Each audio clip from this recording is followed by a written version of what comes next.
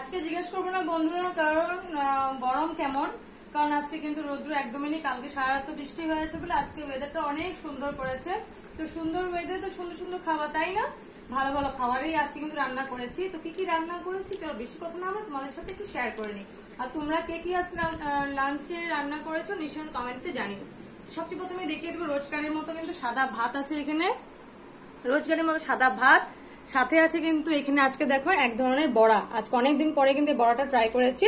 এটা হলো কাঁচা বুট আছে, কাঁচা বুটের বড়া, কিন্তু খেতে কিন্তু দেখো দারুণ, মানে দারুণ লাগবে, একদম কড়কড়া হয়ে আছে বড়াগুলো, খেতে কিন্তু ভীষণ ভালো হয়েছে।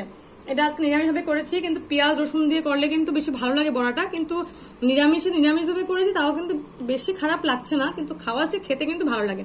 এটা এই বড়াটা কিন্তু তোমরা কিন্তু চার সাথেও খেতে পারবে।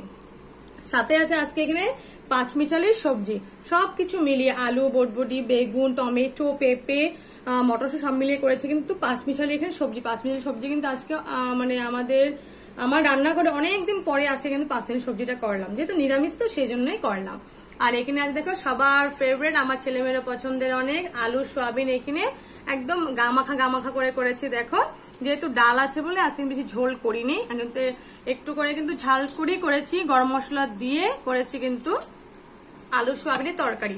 আর আজকে কিন্তু সবচেয়ে ফেভারিট ডিশটা কিন্তু রান্না করেছি আজকে হলো বুটের ডাল।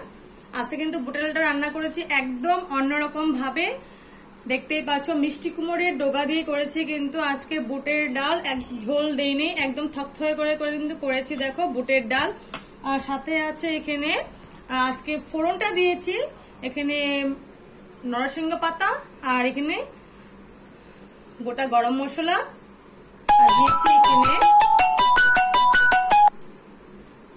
পাঁচফোড়ন, শুকনা লঙ্কা দিয়ে কিন্তু করেছি বুটের ডালে কিন্তু যে রেসিপিটা বানিয়েছি।